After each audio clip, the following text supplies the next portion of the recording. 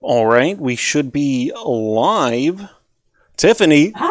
Hello, how are you? welcome back. Welcome back. Good to see you. Good to see you too. This is insane. Thank you so much. I like it already was psychotic for you to come on the stream once, but coming on the stream twice is Yeah. is so exciting and brings a lot of attention to an election that I think a lot of people forget about, Mhm. unfortunately. And it's so frustrating. Primaries are almost like more important than generals a lot of the time, Mhm. especially in Texas, where so much of our government is dominated by Republicans. Primaries actually give us an opportunity to Choose. pick between Yeah. Republican candidates, Yeah. and then also pick between Democratic candidates. Like primaries are just so important, and I feel like a lot of people kind of forget about them. And so you being here does really help bring a lot of attention to an oftentimes overlooked election. Right here at the top, though, we're going to talk about school takeover stuff. Mhm. Beaumont ISD was just taken over, which is insane, taken over because of just two failing school districts. And the superintendent of Beaumont ISD was just announced to be Mhm. Sandy Massey, who worked with Mike Miles during the Houston ISD takeover, which has been Yes. an insane story. And you've been talking to people who are in Houston right now, dealing with Mike Miles and kind of getting a feel for what Sandy Massey's leadership might be like because she worked Mhm. with him. What's going on in Houston ISD right now? Yeah. I actually just got off the phone with somebody who has a lot of insight into Houston ISD, and I'm so glad that I had this conversation with him just before our live. Um, because it allowed me the opportunity to share the information that I've learned about Houston ISD. So the just for some context, the I've talked to many people, uh, teachers, parents, people have messaged me, or former teachers of Houston ISD, parents, community members, and they have all kind of corroborated what this person said. So this person he's a former teacher of Austin ISD. He also worked for Pflugerville ISD. He lives in the Austin area.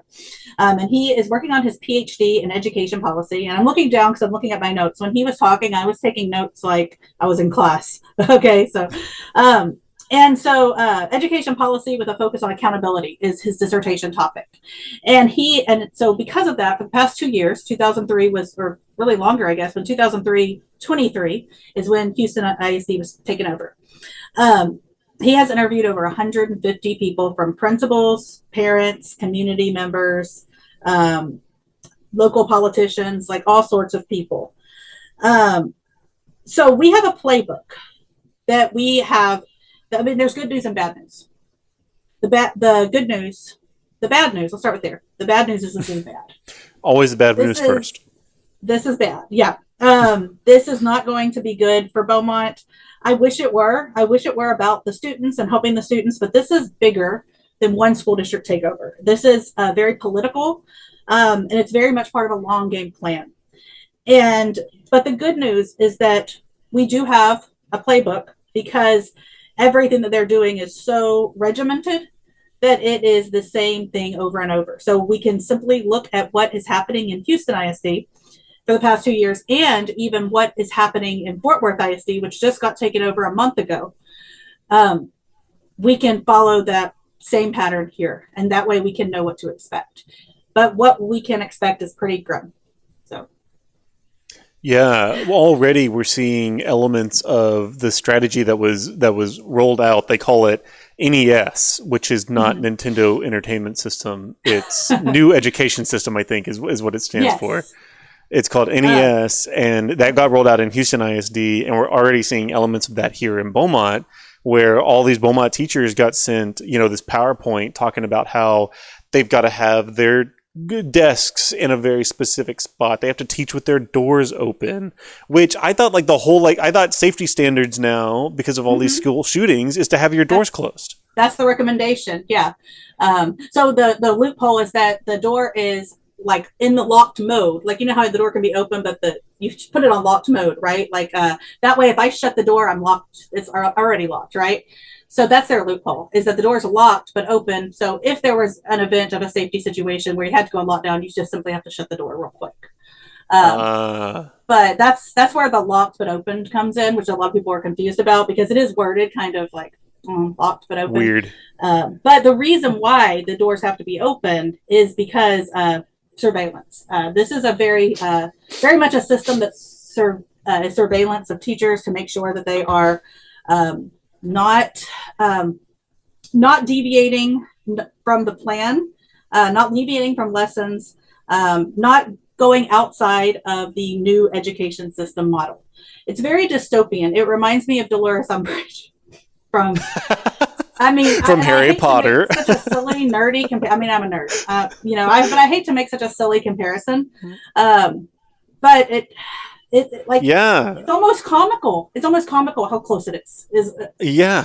And Umbridge is modeled after ways that, fascistic administrations persecuted minority communities by instituting frivolous rules that made them conform to ridiculous standards, all so that the people who were in power made sure to remind people that you're under my thumb, you're under my power right now. And it does feel like these people are just high on their own supply, that they're so excited to finally have power over public schools that they want to make sure that everybody feels that. And it's scary to see not only like the way that they're regimenting these schools now. I mean, like literally in Houston ISD, they have like scripts that they give to teachers that they have to read from. And so you're seeing teachers leave, thousands at a time. More than 3,000 teachers have left Houston ISD and thousands of students. So willingly or not willingly, with teachers. So it seems as if the goal is to make teachers obsolete. It seems like that's the long-term goal. So can I tell you a little bit about like what I learned with regard to how the national education system was established? Please. So the national the goal is to establish a new education system. That is the person I talked to. That is like what he said right off the bat. The goal is to establish a new education system. And I kind of talked about this in one of my recent videos about how Mike Miles, first, when he established this, it didn't go over well in Dallas ISD, and that had an elected board. So he basically resigned. Right. Yeah, he had to resign. He had to resign. Yeah. From what I have told, it was a resignation because he was not, he was not going to be wanted for the next year. That is my understanding. So what he did next is he went and he opened Third Future Schools, and that's the charter company. That was in 2016. So from 2016 to 2023, Third Future Schools is kind of his model to implement his education policy, his instruction policies, his educational philosophy, if you will. And then the takeover happens. Mike Morath appoints him Houston ISD superintendent. And now, because there's not an elected board to stop him, like in Dallas ISD, he's able to go to town on his philosophy. So what is his philosophy? Well, Mike Miles has a military background. And I did bring this up, but I didn't want to focus on that because, lots of people start off in the military. It's a respectable thing to do. Nothing absolutely wrong with doing that. However, in this particular case, the military did inform his, the guy I talked to who has been studying this for 2 years, the military did inform his education policy. So the structure that they're creating, that they implement in Houston ISD, and that is now being implemented in Fort Worth ISD and Beaumont ISD and also Lake Worth ISD, is based on military doctrine. They are using military occupation strategies as their model. And I know it sounds conspiratorial. I'm picturing the meme of that guy where he's in front of the court board. You know what I'm talking about? He's like, Charlie Day from Always Sunny in Philadelphia. Okay, I'm not good with pop culture. Yeah, I need to watch that movie so I can. I'm nerd about TV shows. Yeah. So, but yeah, but this is documented. So it's built on a system to compel people to follow orders. And now you and I were kind of talking about this earlier, and you brought up that is a lot of public school, how it is built. And this is just kind of that on steroids. So to the point that teachers are given very scripted lessons. The lessons are color coded for the day of the week. The reason why the teachers, and if you're in Beaumont ISD and you're a teacher, like this is really, I hope you're paying attention to just this, just so that you know, because I'm sounding the 5 alarm fire. So if you are caught playing music, if you speak, I'm looking at my notes right now. If you speak critically at a board meeting, if they walk by your room and you're off task on the lesson. So by off task, what we mean is the lessons have to be timed a certain way. They have to move forward a certain way. Now, as a classroom teacher, I know that sometimes you can plan a lesson, and then depending on the needs of the students or what's going on in class that day, sometimes the amount of questions that students are asking that you have to answer, like how can you plan it down by the minute? That's ridiculous. Yeah. So and in a normal classroom, like students ask questions. They're thinking, they're learning. That's part of an education, right? And so teachers are flexible, and teachers, it's almost an art that teachers have the ability to curate. I might teach the same lesson, the same skill, 5 different ways to 5 different class periods, depending on the just dynamic of that class period, right? But in this way, you have to not just read the same lesson, but you have to be on the right day. So let's say all of Monday's lessons are red, all of Tuesday's lessons are blue, and that's the PowerPoint. So if it's a Tuesday and it's blue, right? The PowerPoint's blue, and they walk by your room and the PowerPoint's orange, they know you're on a different lesson. That teacher has now a mark against them. If they come into your room and you are teaching, but you're off pace for where the lesson needs to be, say in a 45-minute class period, then that's a mark against you.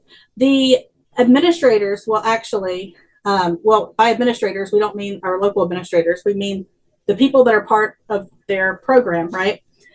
Maybe Sandy Massey herself, this is part of her job, is to publicly shame teachers. So their model is very much built on public shame of teachers. And they will correct the teacher in front of their class to kind of instill that sense of subordination. Give correction to the teacher in front of students.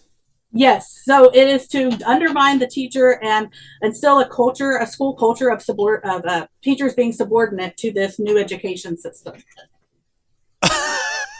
I mean, talk about a teacher like struggling to teach their classroom, corral these kids. We know that kids are, a little insane in schools today. Talk about these kids lose all respect for any teacher in a classroom once the superintendent or whoever, one of their lackeys, walks in and berates them in front of a class full of teenagers. How does that teacher now? No wonder 3,000 teachers have left Houston ISD schools. Yeah. Well, and then and there's another reason why teachers are leaving. Some of them are leaving because of teacher jail.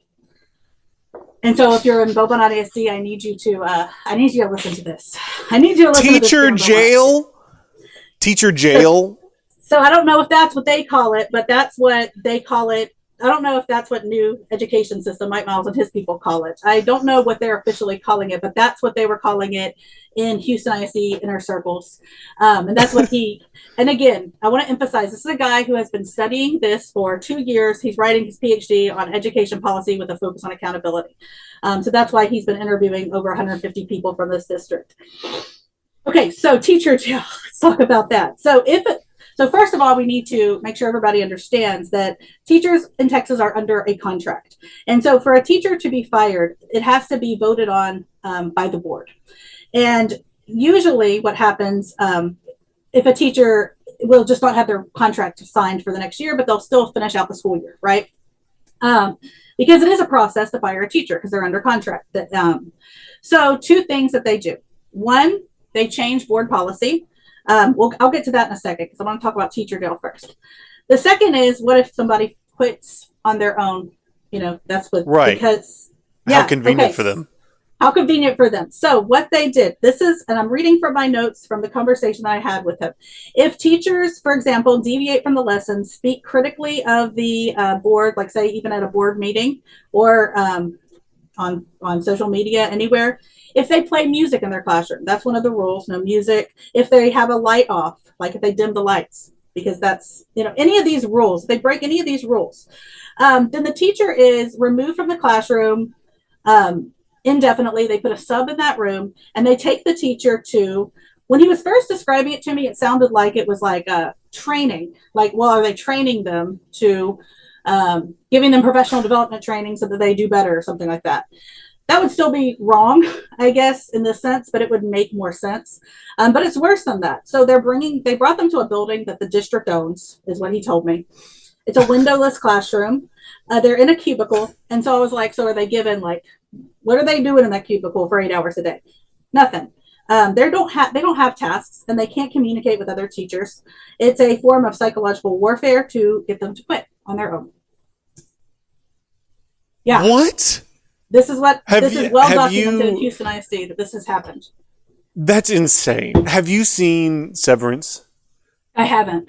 It's a great TV show, and you need to watch Severance. But in Severance, It's kind of this psychological thriller show where they're in a workplace, and if they misbehave, they take them to the break room, which is, you don't want to go to the break room because they take you to the break room and they make you apologize for whatever they perceive was your, wrongdoing over and over and over again while you're attached to a lie detector test until they can detect that you mean that you're actually sorry. This sounds like the break room from Severance. Like, it's psychological warfare against these teachers. Lock them in a windowless room and put them in a cubicle to do nothing. He told me that there's a video he's going to send me, and I'll post it as soon as I have it. But apparently, one teacher spoke out against it, and there was, I guess words exchanged. Ultimately, resulted in them calling Houston ISD police to remove them for trespassing. Because so you're telling them to come here, but now they disagree with you, and well, now you're trespassing. Anyway. But the goal is to get them to quit. Now, then the question I asked is, okay, so you get all these teachers to quit. How are you going to staff your school? Well, there are people who need a paycheck, right? And they're not necessarily educators. Those of us who are teachers know that it's very much also a vocation. I know we always hear that phrase, teachers are in it for the income and not the outcome. And I hate that phrase just because it's used to excuse low teacher pay. However, it does have truth to it in that teachers are very much passionate about being educators. That's why they become teachers. Think about famous teachers like Mr. Feeney from Boy Meets World. That's his life's work. He is a teacher, right? So teachers are passionate. Teachers teach from the heart. And especially when they love also their subject matter. Like I'm an English teacher. I get really into it when I teach literature. I used to read the Odyssey and out loud to my students, and I loved being the Cyclops from the Polyphemus the Cyclops. Anyway, but if you are just in it for a paycheck, then there's no problem to just read from the slides. And you also don't have to be certified. You don't have to really be an educator, have a, teacher education programs teach you pedagogy and best practices. You don't have to do any of that. And all your job is to read from slides. So they can hire literally anybody who just needs a paycheck that isn't a certified teacher that is willing to just read to a slide. Because teachers who are passionate, they're not going to do that. They'll quit before they do that, right? They'll go find a job elsewhere. So now you just hire random people, and who will comply? Who will comply? And it's so sad. I mean, you hear stories coming out of Houston ISD about teachers who have been teaching for 16, 20 years that are leaving because who wants to deal with this hell in their workplace? And so they move on and they leave a career that they love and that kids loved them. Like, you talk about teachers teaching is just one of the most thankless jobs in the country, but especially in Texas, where teachers are so underpaid and schools are so underfunded that you got to love, doing it to be in that position, and to have to leave your life's work, what gives you the most fulfillment in life, because you don't want to go to teacher jail is horrifying. Thanks that these poor teachers sacrifice their lives, their money. How many teachers are spending their own personal money to decorate their classrooms and buy their kids supplies? And this is the thanks that they get. Yeah, and teachers do it because they love the kids. They're in it for the kids. They want kids to learn. So the way that they're going to, the goal is for this to spread out across the whole state. And that's where Bluebonnet curriculum connects. Bluebonnet curriculum, for those that don't know, but those who are in the education world are probably very much familiar. It was passed by the Texas legislature and pushed by Greg Abbott and Mike Morath. And Bluebonnet curriculum is state written, curriculum for like the different grades. It is Bible infused in the English language arts. That's been a big controversy. Also, a big controversy is that it has a lot of like just errors, like they didn't proofread anything. More than 4,000. 4,000, yep, 200, yeah. But the big red flag with Bluebonnet that I'm now piecing together, because before we were kind of all focused on the Bible passages and stuff, and I'm not saying that's not problematic in a public school. However, it's kind of a distraction because the bigger issue here is that Bluebonnet is very, very scripted. And now what does that sound like? It sounds like what we've just been talking about with the new education system. And now if you're being taken over, and then they can force the new education system on you. Bluebonnet, also scripted, they are incentivizing districts to adopt that curriculum. So if you're a district that's struggling I think it's like $60 per student. So if you're a district that is struggling financially, which is a lot of districts, let's be honest, in Texas right now, then you're going to adopt that state curriculum and take that financial incentive. So now you have teachers bound to, but this time by choice, not by TEA takeover, to scripted lessons. Yeah, there's no teacher jail and it's not that, but it's the same model that they're trying to spread. And then what they're trying to do to establish this new education system model, this very militarized education model across the state, because right now they're working with the framework within the law, which says that they can take over districts that have a failing campus. So that even now it's supposed to be reserved for a nuclear option, and they're not using as a nuclear option but they technically can by law. They have the scores to show that so they have put their finger on the scale and kind of manipulated the scores, and that's a whole other thing that we could go into. But they basically are going to show, oh, look, these schools went up to an A-rated campus, right? Right. So now this is a miracle. We took Houston ISD and look how we turned it around. And they're going to present that as I guess, what is the word for, like, if it's like an invention, like prototype, I guess, I don't know. Sure. The word's escaping me, but you know what I'm talking about, right? They're going to present that as the model for why other districts should adopt it. So there are lots of districts across the state that, like the district my kids go to, they're not at any risk of ever being taken over by TEA within the existing law, because they're not close to failing any of the campuses, right? And there's a lot of districts in Texas that are like that. They're fine. However, they do want this to spread to all the districts. So they're going to like incentivize them. They're going to show the results that they have manipulated to say, here's why it works. Here's why you should adopt it. Therefore, we would have like a unified, what they're going to say, their language, unified education system structure. And if you don't, and here's the key, and if you don't like it, if you don't like the way the government schools are run, take it to the market. Take it to a private school. Take it to a charter. Right. Enter, stage right, Greg Abbott's voucher plan. Yeah. See how it's all connected? 100%. Because that's exactly what's happened at Houston ISD. Thousands of kids have left the schools and are flooding into private schools and charter schools in the area. I mean, we don't have good data on where they're going because we don't have any good data on private and charter school, at least we don't have any good data on private school demographics. But, you know, they've left Houston ISD, and they even tried to do that at Houston ISD. They tried to pass that bond in Houston to renovate these new schools that they're planning on closing in just a couple of years. And people in Houston were talking like, yeah, they want to update these schools so that they can close it in a couple of years and it'll be worth more so that they can sell it to private schools and charter schools. Because they're taking these public school systems, and as they make them more horrible and get teachers and students to flee them, they can sell them for parts. It's ridiculous. Yep. And so that's how, when you say they want to dismantle public education, you sound conspiratorial. People, will kind of write that off when you word it that way.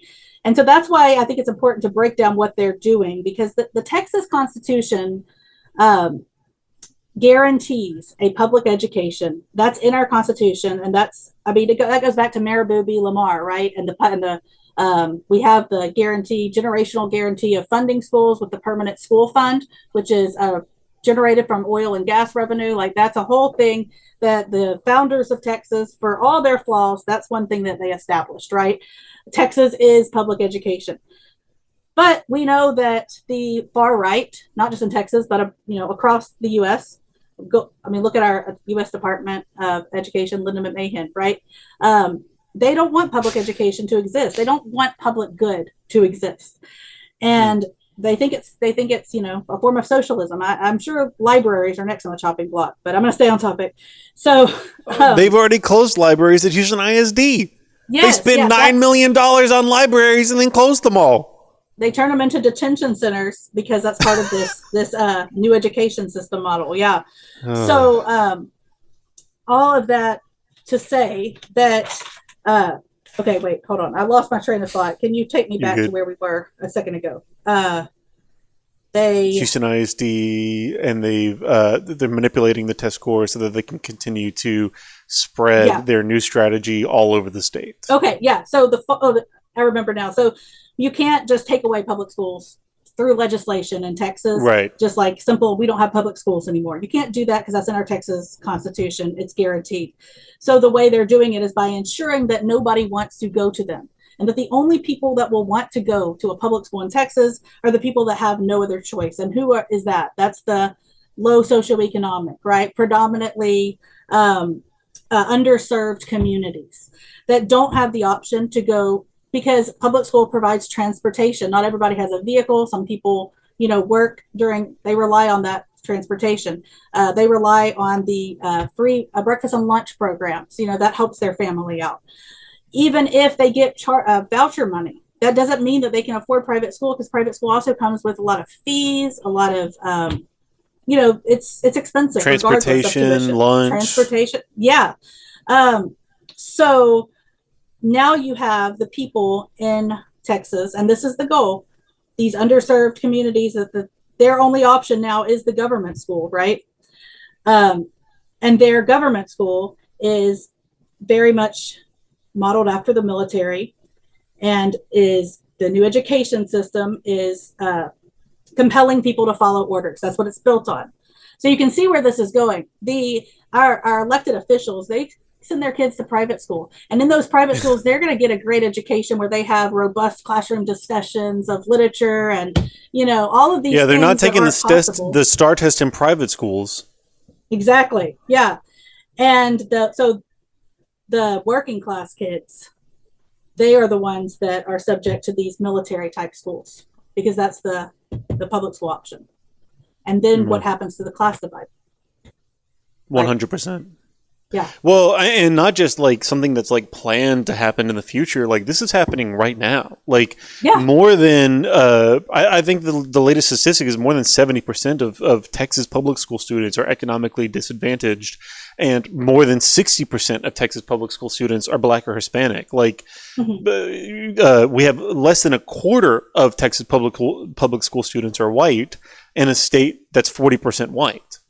You already see huge racial segregation that's happening in Texas public schools, and you already see that the vast majority of people who avail themselves of public schools in Texas are economically disadvantaged people, and the people who can afford it are sending their kids off to private school, and all the voucher program has done is made it easier for them to do that. Yeah, it's given them a coupon. I think the research showed that most people that used the voucher were already enrolled in private school. So it hasn't actually lifted anyone out of a school district that they might otherwise not want to go to. Of course, and that gets into the problem with the voucher program, is that we should be making all of our public schools good. But anyway, that would be a separate conversation. But you can clearly see what they're doing here with regard to, making the public schools as torturous as possible. You don't have to get rid of public schools. You just have to make it to where nobody wants to go to them unless they have no choice. And those people that have no choice can now be indoctrinated into this, military type academy, basically. And then also there's an AI component that's coming into all this. future two schools in Houston that they're introducing. And this is also what the person I spoke to has told me about. And this goes into rendering teachers obsolete, right? So Mike Miles, I don't know if Mike Miles started it. Someone started this thing called Alpha Schools. So it's this private school that costs $40,000 a year or a semester, one of the two, very expensive. And this was how they tested out this model that's now being implemented into Houston ISD, which we know that if it's going to be implemented in Houston ISD, it's coming to Beaumont ISD, right? And Sure. Fort Worth ISD. But I'm focused on Beaumont ISD because that's home here. And that's future two schools. So what are these AI schools? So the first 2 to 4 hours, I'm reading my notes again. The first 2 to 4 hours is AI assisted core subjects. So I guess your core subjects would be your English, math, science, and social studies, right? AI assisted core subjects, 2 to 4 hours on a computer. You don't need a teacher. And then after that, they market it as you go and do these projects, like these STEM projects, like build an engine and things like that, that sound really good. But ultimately, these teachers, these schools, they don't have teachers, they just have proctors. And it's part of their broader plan to render teachers obsolete. It sounds very dystopian. Again, I sound like I'm talking about the plot of a science fiction book. But yeah, it's very Orwellian. Yes. Like yes. 1984, sitting at your computer, letting your computer tell you what you're supposed to do all day, every day. Yeah. Needless to say, 1984 is not part of the recommended state mandated reading list that they're trying to push in the State Board of Education. Of course it's not. But the Bible is, though. Uh-oh. I think we might have lost you. Uh-oh. Test. 1, 2, 3. While we're waiting for Tiffany to reconnect here. Is that everybody? Is that just me? Is that her? While we're waiting on Tiffany to reconnect here, I wanted to remind people that we are going to be taking questions. Hey, there she is. There we go. Froze up.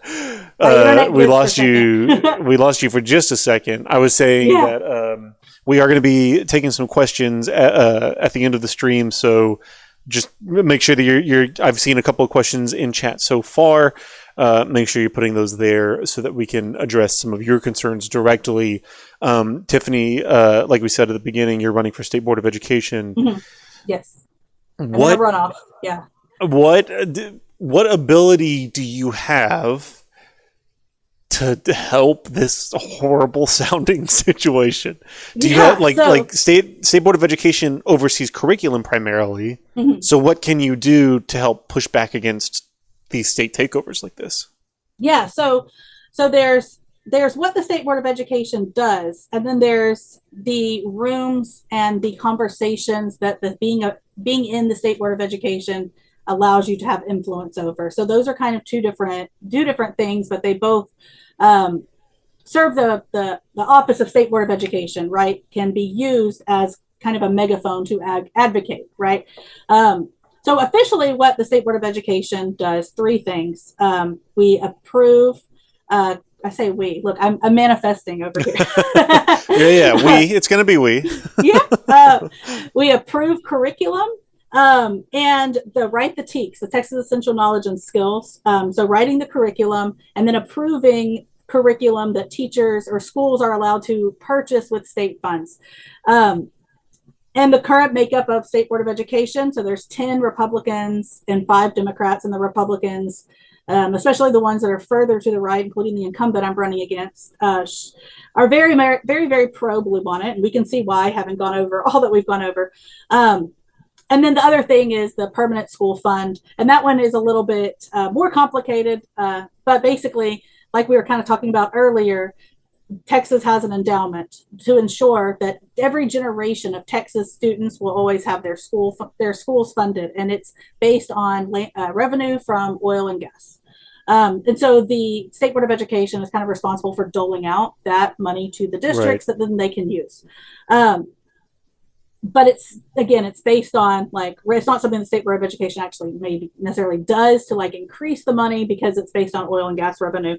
But anyway, the 2 big ones is curriculum and writing the TEKS. So we're seeing right now, the social studies and how they're rewriting the TEEPs, how important the role is, because they're able to just put, try to put nonsense in it and then try to have that voted on. But with regard to the state takeovers, the State Board of Education is a very visible role, and it is a role that is responsible for advocating for the districts in your area. So, for example, District 7, the one that I'm running for, that's 11 counties. So I'm in Jefferson County. There's like Orange, Hardin County, Newton, Jasper, Liberty, Fort Bend, Brazoria, Galveston. Anyway, so then within those counties, there's all these school districts, and just kind of like being that contact person for the superintendents, and being involved in the school, and you're a visible person, you're an elected office, right?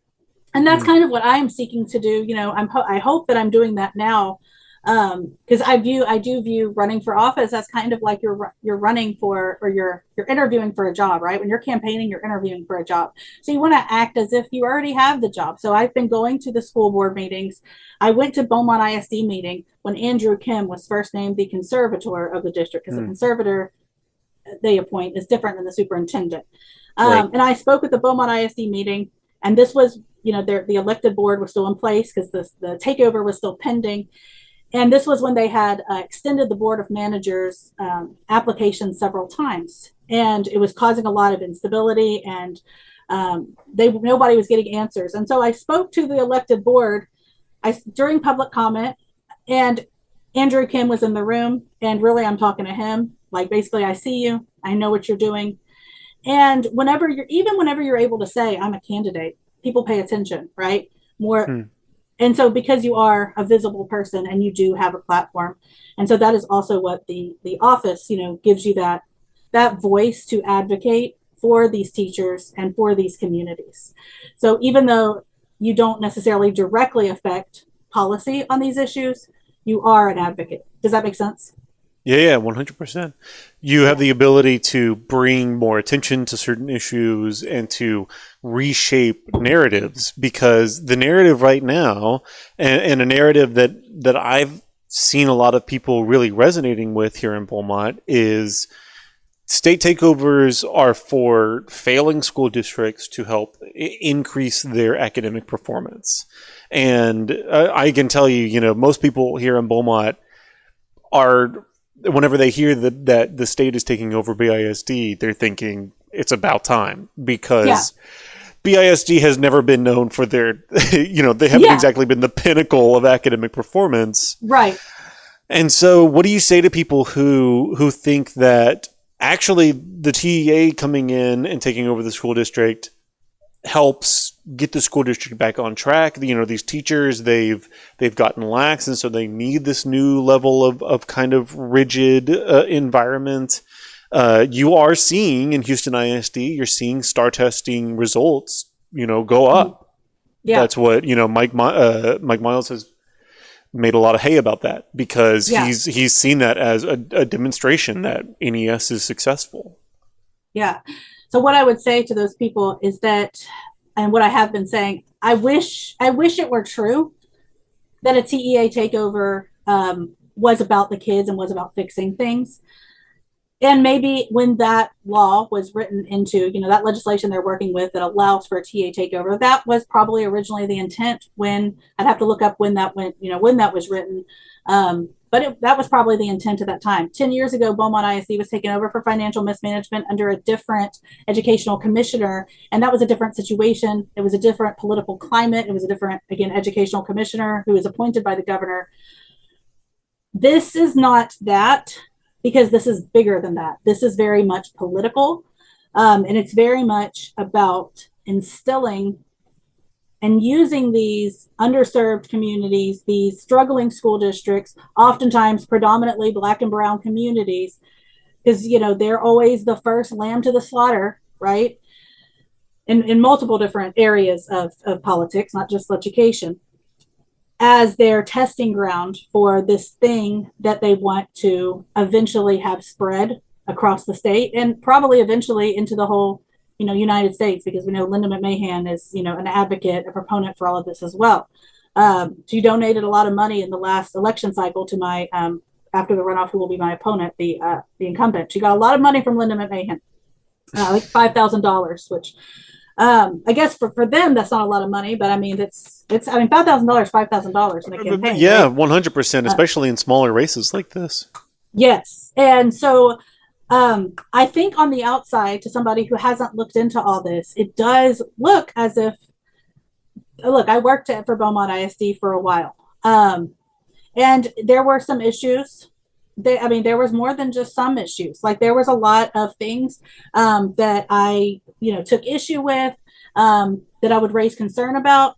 But this is not the way, because this is not them trying to fix anything. This is them using the existing law as a entry point, a Trojan horse, if you will, if y'all catch that metaphor, to again instill and test out the new education system, this militarized model.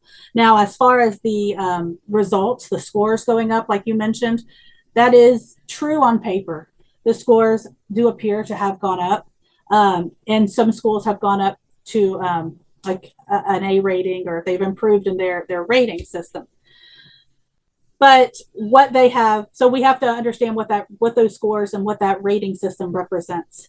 They represent passing a government obedience test. Yes, the scores are going to go up if your entire school model is built on spending all of this time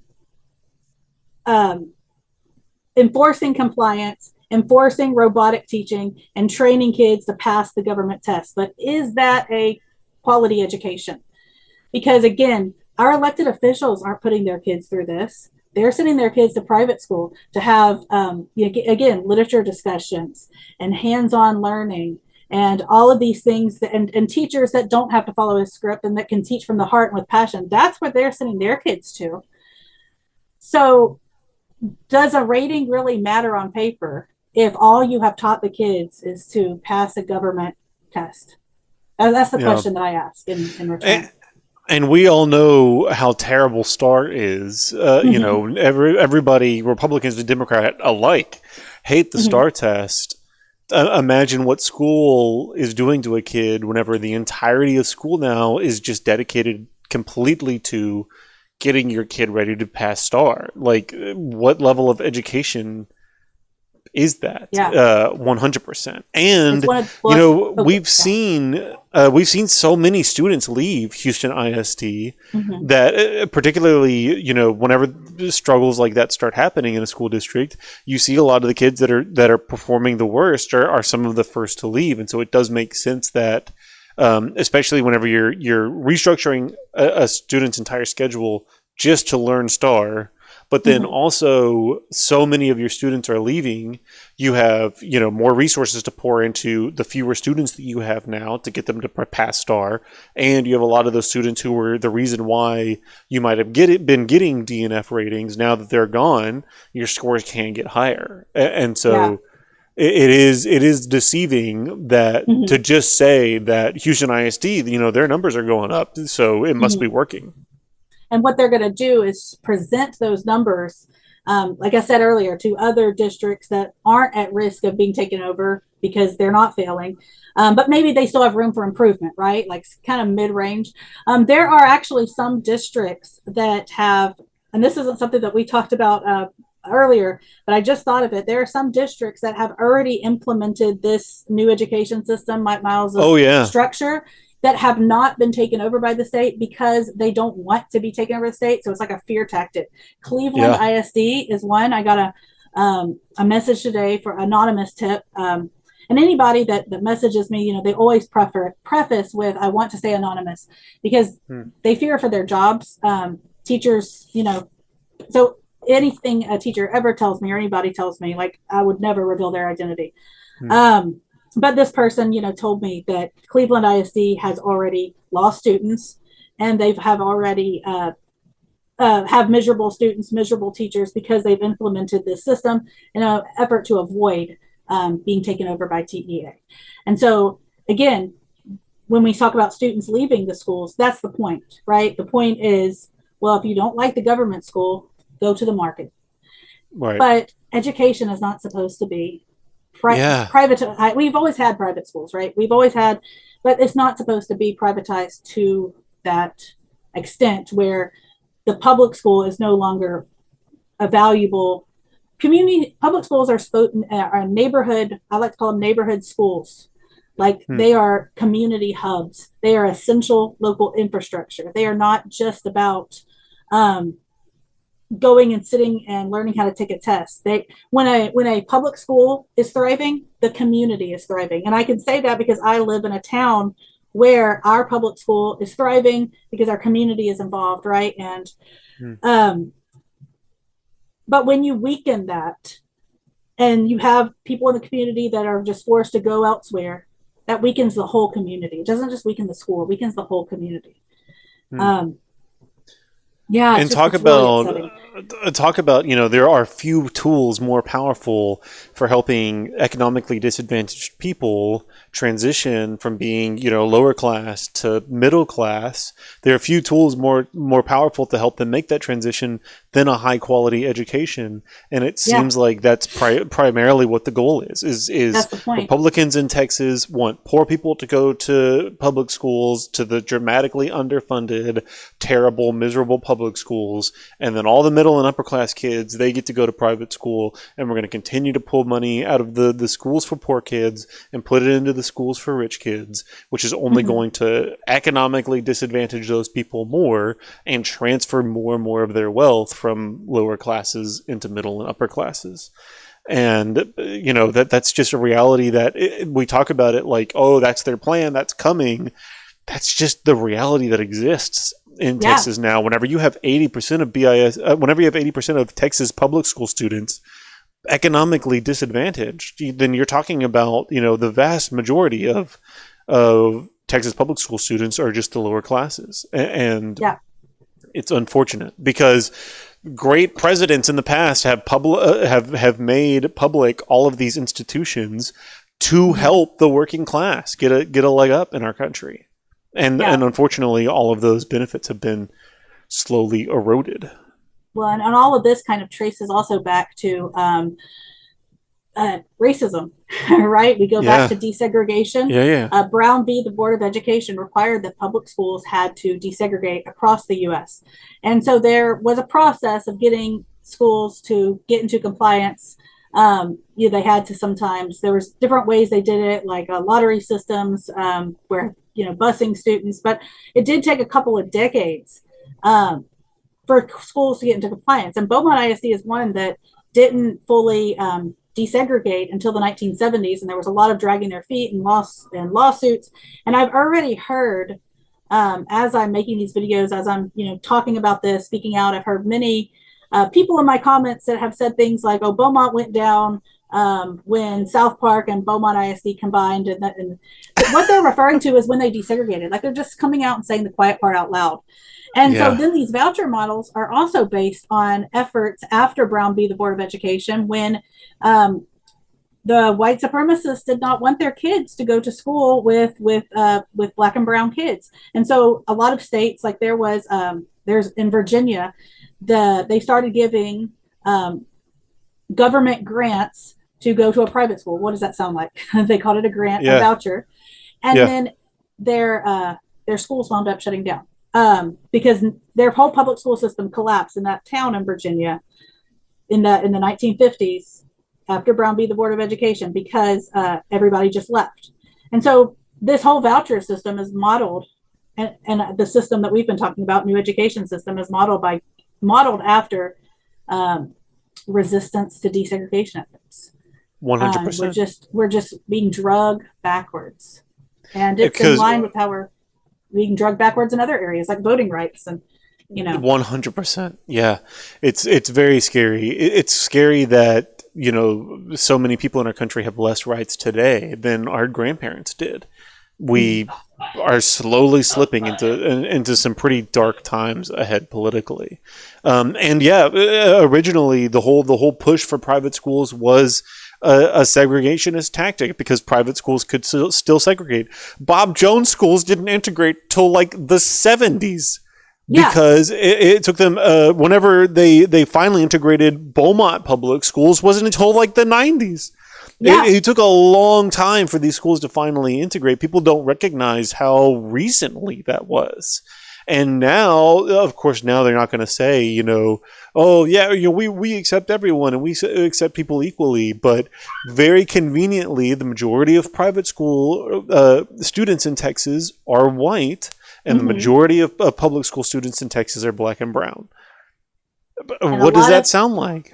And a lot of choosing a private school is about being able to choose your student population.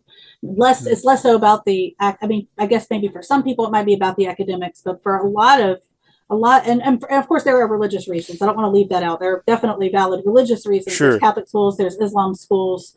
My kids went to a Catholic school for a while when I taught at a Catholic school, and we competed at PSIA. There was Beaumont Academy in Houston that totally blew us out of the water at every academic event. They were amazing. But there is a group of people who choose private school because they want to curate their student population, and these schools, or they want to choose a school that can curate the population. And that you might see that kids are getting expelled for behavioral issues, whereas this kid whose parent is usually a white kid whose parent is a big donor, they have behavior problems and they're not getting expelled. But this kid is getting, that's something that is a reality. Because private schools they're private companies. They can just make decisions like that, without, take your business elsewhere. 100%, vote with your dollars or whatever. And that's what's so unfortunate about it all. I'm not saying either that there's not a time and a place for some private schools. I think that is a fine thing. But whenever you have the state taking huge resources away from public education and shoveling it into the wallets of these private companies that run these private schools, all you're doing is making education less and less accessible for people. It's just like healthcare. It's so frustrating. Everybody's like, oh, we should have free healthcare. We should have free healthcare. Right now, we have free schools. We have public schools. Yeah. And that's slowly being taken away from us in the exact same way that our private healthcare system excludes people, and it means that people don't get the healthcare that they need. So too, whenever our education system is completely privatized, will people be excluded and people not get the education that they need? And that, public schools that's just what they want compared to the Medicaid system, right? Like if you're, I know a lot of people. So I'm in an online. I have 6 kids and I have 2 little ones, 2 toddlers. So I'm in like online mom groups and local mom groups, and a lot of times the moms will ask questions like, "I'm pregnant. Which doctor in our area accepts Medicaid?"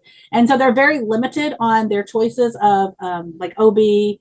Whether or not they can use like a midwife, choose their own birthing options. They're very much limited on these choices because they have the government insurance. Whereas if it was expanded to everybody that had that option, there would be more of an incentive because some doctors or even dentists, things like that, they will be like, well, we don't take Medicaid patients. We don't want to deal with all that. And so then so then if we compare that to education, it's going to be the same thing. The people that have to choose the government school because of poverty are going to be very limited on the education they receive. Whereas if we just made public goods accessible to everybody, despite income, then we would all have the incentive to make them good, right? And 100%. So that's, I think Hillary Clinton made the argument one time against Bernie Sanders. Do you want to give Donald Trump's kids free college? And my answer would be yes. My answer would be yes, because if that's fine, because they can choose to use it or they can choose not to use it. But if we all had access to the same public goods, we'd all want to make it good. If it's only associated with the people who need it, the people who are in poverty, we're not going to make it good. Does that kind of make sense? 100%. And it makes it easier for wealthier donors and wealthier lobbyists to lobby for those organizations to go away. Whenever, an organization is only there to service, poor people instead of rich people or middle class people, then a huge portion of the population doesn't get to experience the benefits of that public good. But whenever a public good benefits everybody, middle class people, get to ride free transit or get to send their kids to college for free or get to have a benefit from free healthcare, then you're going to see a huge portion of the population come out and defend it when they avail themselves of it enough to appreciate it. And that's what's scary, is the more that education becomes privatized, the less and less people experience the benefits of public school. The less beneficial public school is, because it gets less and less funding, and it gets less and less students and less teachers. Whenever you see those benefits go away and people stop experiencing the benefits, they say, well, why are we supporting this at all? And then it's gone. Now, there is a wild card, I think, in Texas that we can still play. I didn't mention this to you before. I just thought of it, but I mentioned this to the guy I was talking to earlier. There is a wild card that just might save public education in Texas, and even among conservative communities, maybe even especially among. And I think that it's very ironic, almost humorous, kind of like a movie. Football, Friday Night Lights. Okay. Texas has a huge Friday Night Lights culture, especially in those small. The school district my kids go to, and that I went to, huge football culture, right? And that's across. Then we have like mid-county madness between it's huge, right? So and then you have parents that they're sending their kids to the particular district. They want them to play on the football team. They want them to be. It's almost a legacy thing. They want them to be on the drill team, all those things, right? That is very much a Texas culture. We criticize it a lot, and it is, you spend more money on your football than your arts, and absolutely valid. As an English teacher, absolutely valid. However, will these communities that are so rooted in their football culture be willing to see their public school wither away? Mm-hmm. And so I don't know. I'm just thinking out loud when I say that. I don't know how that rhetoric can be spun. Sure. But that we see that even Friday night football culture is also very much associated with conservatives, right? Those communities. Not in every, but in a lot of times it's associated with that. So that might be it might save us. Or it might save some. I don't know. I'm just speaking out loud on that. I don't know where that's going, but I just thought it might be a wild card. We might, maybe Friday Night Light culture will be our saving grace some way, somehow. So hopefully. Do you have time for one more question? We've gone over the amount of time that we talked about talking for, but we have to talk about, because I didn't get to talk about it last time.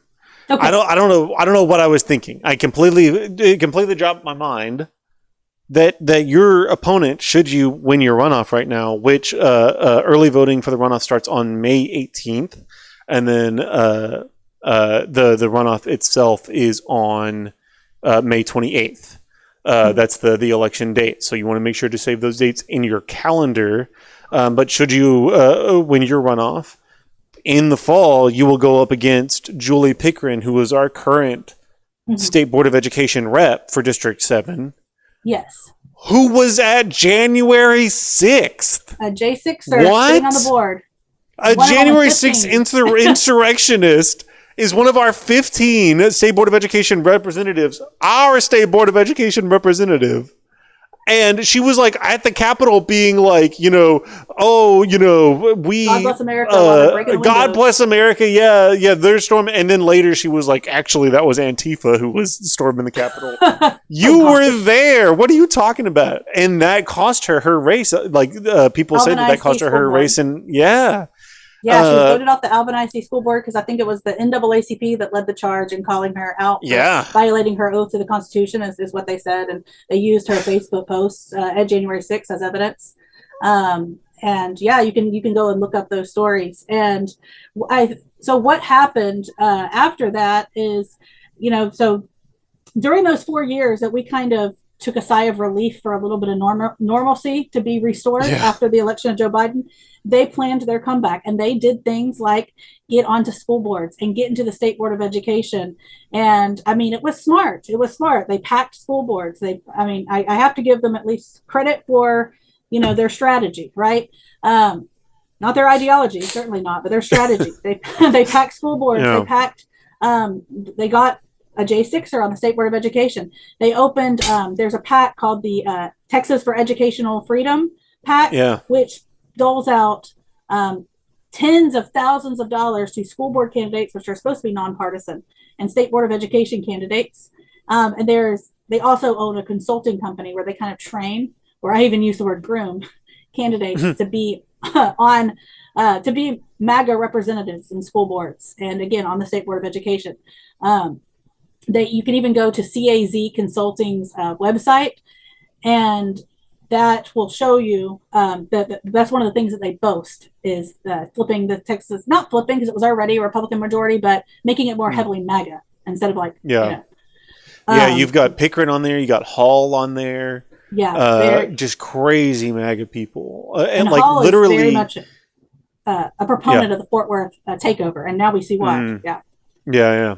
Literally, Hall and Pickren were the ones who a representative from CARE came. They've been rewriting the social studies TEKS and want to include all this ridiculous like Islamophobic rhetoric in the social studies TEKS. And a representative from CARE, which is the Council on American Islamic Relations, came to talk at the SBOE meeting and say, hey, we don't want this. We shouldn't be doing this. And Pickren and Hall were like, we're not talking to people who are from terrorist organizations, and walked out of the school board meeting, didn't even, the State Board of Education meeting, didn't even listen to her. Very performative. They go out in the hallway and they make a video about how they are not listening to a terrorist demand. So they're calling public comment a demand letter. Whenever you have 2 minutes to give public comment at the State Board of Education, that's part of the democratic process. But I think Brandon Hall said, I don't take demands from terrorists. So he's using that language, deliberately using that language, demands. And Pickren went out in the hallway. So the person's in there testifying, giving her comment. She's in the hallway holding the comment because they pass it out to the board members before they read it. And saying, I have her list of demands right here. Just very performative. God. That is not a demand letter. This is public comment, the most boring part of our democracy, right? You would think. I mean, and then she starts making up things that are on it. Like I got my hands on the actual letter, and it didn't say anything about. It referenced some. So the Alamo, they're making this huge deal about the Alamo and how they want to Islamify the Alamo. All that was said is that the Alamo is Spanish architecture style, and Spanish architectural style was heavily influenced by the Moors in Spain. That's it. Right. That's just a very basic historical fact of architecture, and they're blowing it up to say, and now marketing them as we're taking back the Alamo from the Muslims. Like, oh my God. You're not. Yeah, God forbid. Well, God forbid we include one line that's just factually correct. Muslims controlled a large amount of Spain, and so therefore a lot of amount of Spanish architecture is informed by Muslim culture, and because the Spanish colonized the Americas, we built the Alamo in the style of Spanish architecture. I can't speak today. Sorry. Architecture. Like literally they won't let us acknowledge like the ways that Islamic communities preserved like philosophers' writings during like the Dark Ages. We can't talk about how algebra was invented by Islamic communities. Algebra is a Muslim. It's an Arabic word. Like our number system is Arabic. It's crazy. Not allowed to acknowledge any of that because, God forbid, the less than 2% of the Texas population that's Muslim, though they're radicals and they're trying to take over the state. It's crazy. You've seen crazy Islamophobic rhetoric this election cycle. And Julia Pickren has been a big part of that. Yeah, and it's every accusation. It's a confession because who is actually trying to take over the education curriculum? There was a $70,000 payment from the Texas Public Policy Foundation, which is a conservative think tank. They market themselves as nonpartisan because they're a C3, but they're not nonpartisan, like complete propaganda, rhetoric, all those things. $70,000 payment from them to Dr. Frazier, which in his at Schreiner University. He heads this department at Schreiner University. So a $70,000 payment to him. He was one of the appointed content advisors because the board members got to appoint content advisors to advise in the TEKS rewrite process, but they weren't actually advising. They were actually steering the ship, basically, and the teachers were sidelined because the law requires teacher input. So they were doing it in letter of the law, but not spirit of the law, right? So if you look at the tax documents, that this is, what was pulled, their tax documents, public record, that $70,000 payment on the memo line is Texas essential knowledge and skills. Right. It's right there.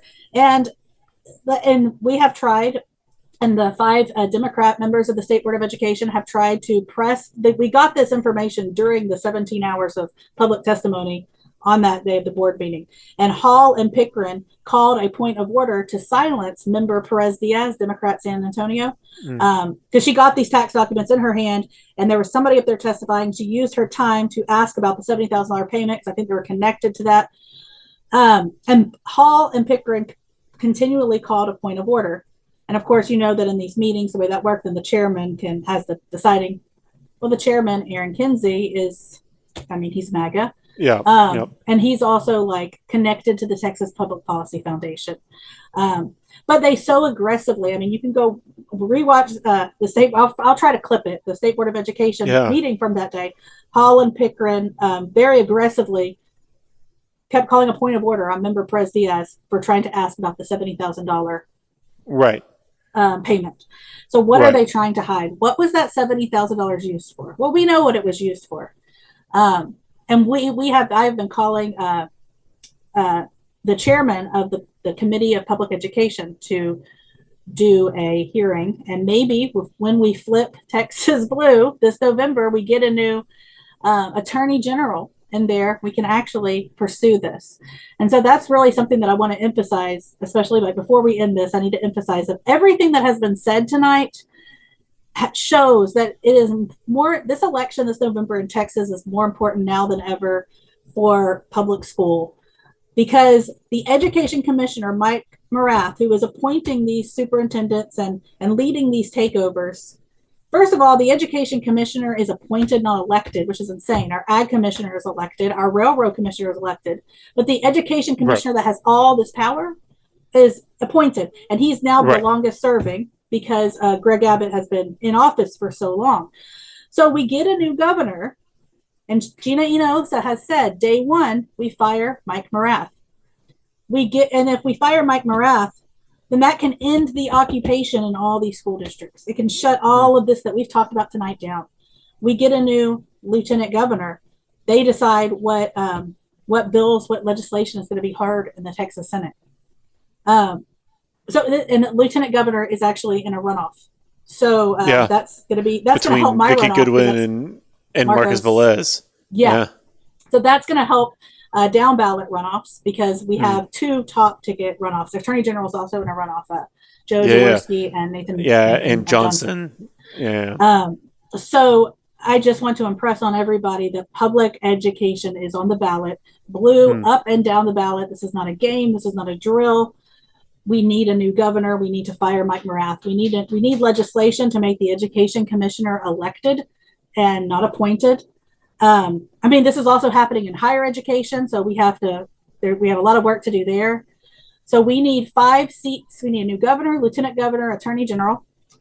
We need to flip 5 seats in the state and 14 seats in the House and 3 seats on the State Board of Education. And the 3 seats on the State Board of Education is absolutely doable, because since it's a smaller board, only 15, there's 10-5 right now. If we hold the seats we currently have and flip 3, District 2 might flip. That one's a very flippable one. That's Thomas Ray Garcia over in the Corpus Christi, Rio Grande Valley area. He's running against somebody who is very much ideologically aligned with this MAGA extremism. And he's running a great campaign. My district is flippable, 7. Now, it's going to be a harder uphill climb because of some of the very red areas that we have in District 7, which is by design when they draw the maps. But it is. But we're going to do this. We're going to do this. And then District 8 is also flippable. So that's actually right next to us, Baytown, some parts of Houston. Dana Vandy Walker and I have been collaborating a lot because our districts are neighbors. Awesome. 3 seats on the State Board of Education. We can secure a non-MAGA majority. Yeah. And that's incredible because, I mean, we've seen how much damage they've been able to do, just in the last few years here.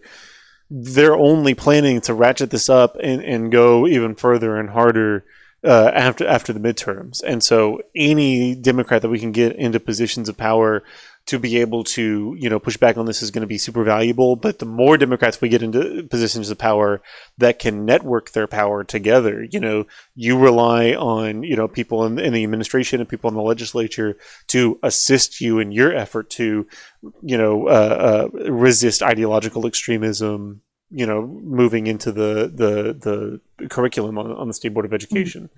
Yes. So yeah, the more that people show up and vote down ballot blue, the faster we'll be able to stem the tide of this insane Republican extremism. If nothing else, if we get a new governor, she can veto these extremist, laws that are going through. So even if we don't flip the Senate and the House, which we hope we do, but if we could just get Gina Hinojosa in there. So I think I really need everybody to.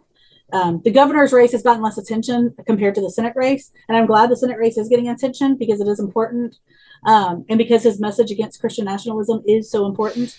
However, for the future of Texas, we have to all rally behind Gina Hinojosa.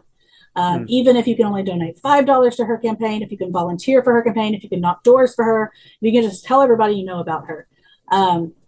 She is a fighter for education. So she got into politics because her son's school was in a close. So she got onto the school board.